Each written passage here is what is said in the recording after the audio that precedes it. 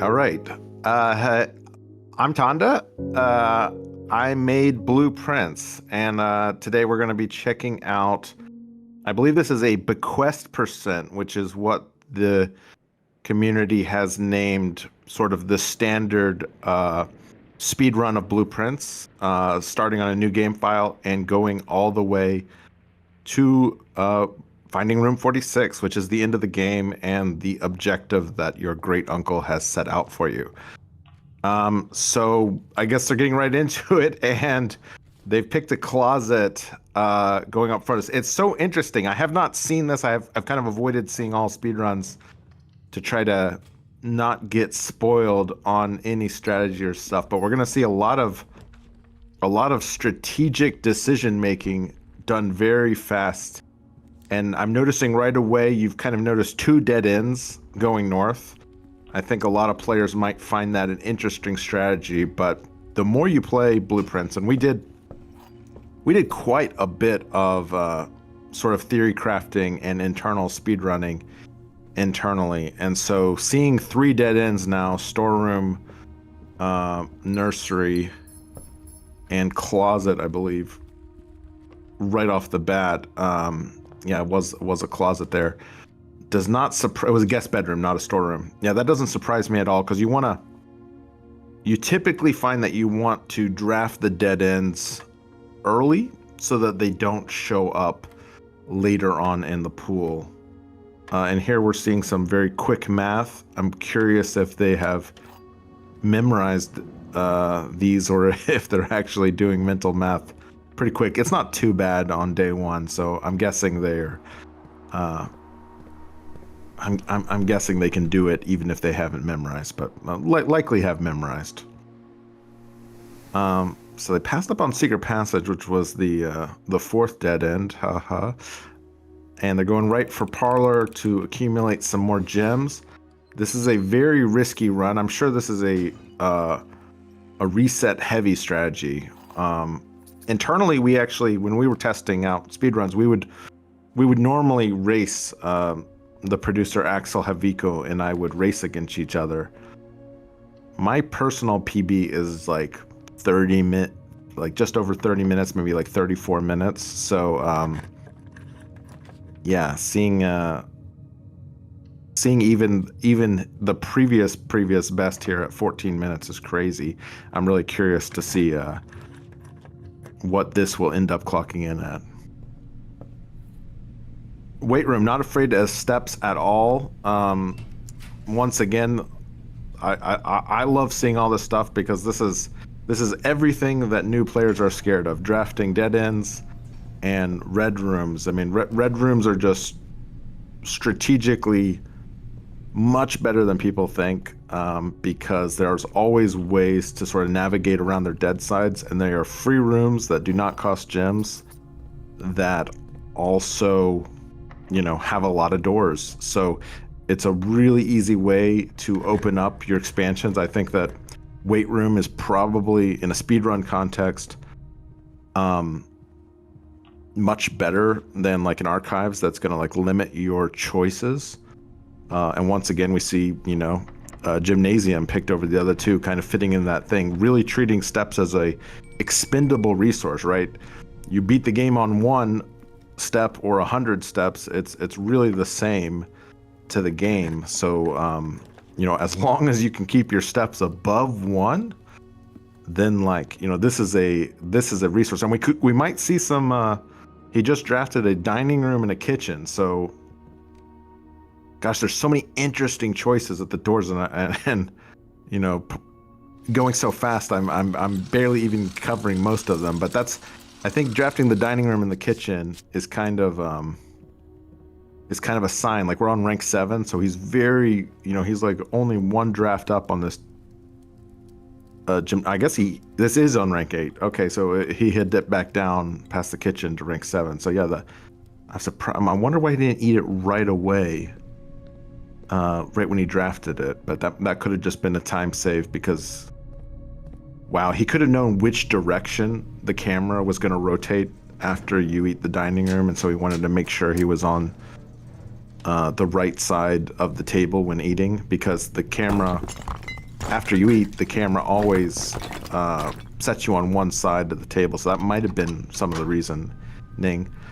Of course, here he has found the alternate south lever, which I believe is just a connection there, right there in the middle column, so that he does have antechamber access. Wasn't even able to confirm that because there's not much looking at the map. I feel like a lot of the directions and things has been internalized. Usually you're going to see like a lot of quick flashes, and I'm sure there's been some, but there's much less map looking than I would have expected.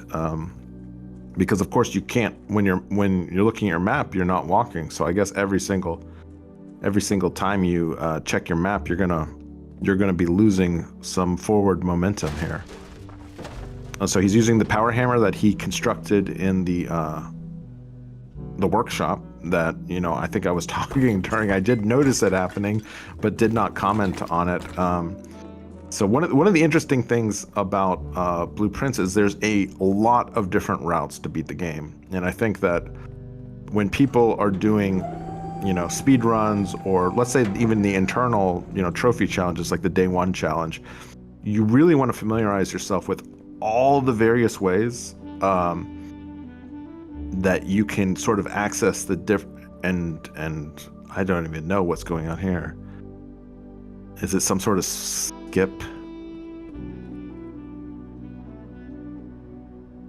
Yeah, I guess there's some way to cross over that geometry. Yeah, and that took a couple times. Yeah, that is not something. So like, who needs to do this puzzle when you can just glide on over?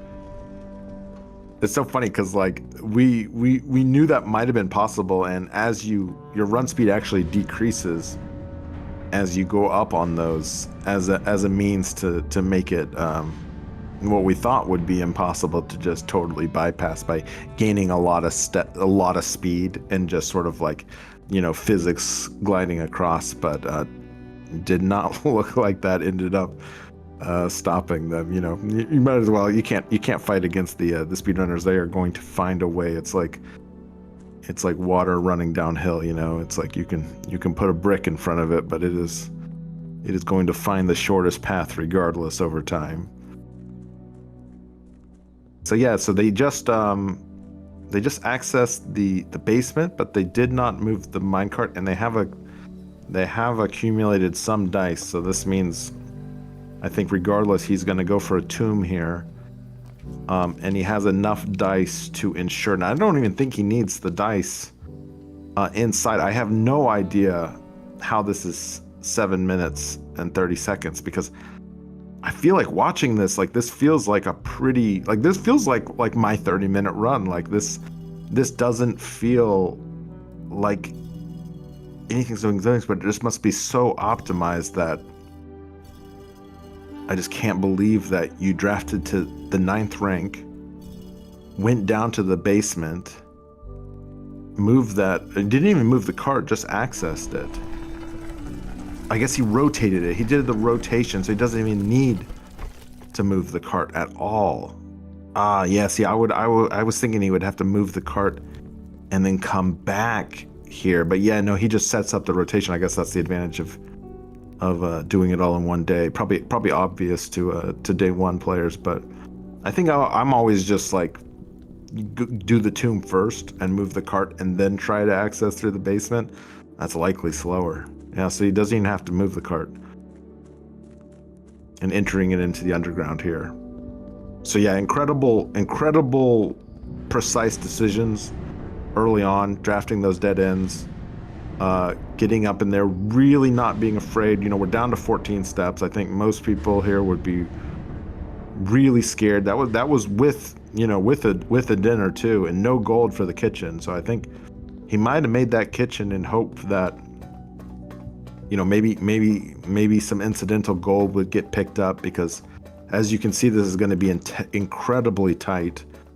And if I wasn't watching a speedrun, I would probably be on the edge of my seat wondering, is this actually enough steps to make it back to room 46? You know, I don't see this, you know, he doesn't have a running shoes. He doesn't have really any of the means, but you know, of course, I think this will end in a victory, or else I'm reacting. I'm reacting to a failed run, which I don't think is likely. But I feel like this is a successful run, but at the same time, 12 steps, having to go back through Tomb. You lose one here, you lose one in Tomb, you lose one outside. Yeah, this is really gonna without fruit. Yeah, this is gonna come down to just a couple steps. That's nail breaking. I'm wondering if they how well internalized they have, because even for me, I don't know like offhand, because of course your route through the house kind of changes how many steps it actually takes to get from the front door to room 46. So you kind of just hunch it a lot of times, you know, like you can't stop and think of like how many right turns were there. Was there a bedroom in the mix? Was there a gymnasium? And there is a gymnasium in the mix.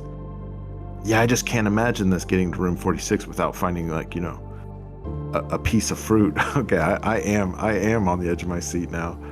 Garage. Okay, that saves a lot of things. And it was a fairly late rank garage. Okay.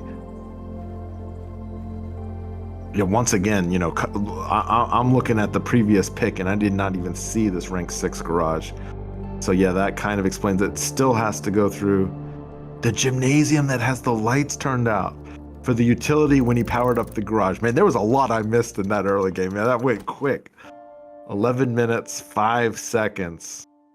World record. Wow. The PB prior to that was 14 minutes, man. That's a gold on his first split. That's shaving off 2 minutes on the gold split, 3 minutes on that end. That is just a tremendous feat that like really cut it down. I think he ended it there with 2 or 3 steps. Really showing the power of the weight room. And if you haven't seen this yet, I would probably look away. Spoilers galore, and most of this you probably don't get spoiled too much watching the speedrun itself, because it's going so quick, and if you play the game, you're you know, it's going to be hard to internalize all those floor plans that are flashing real quick. But yeah, that was just a blast to watch. I've never seen something quite so precise, glitchless, and just, you know, all the right choices.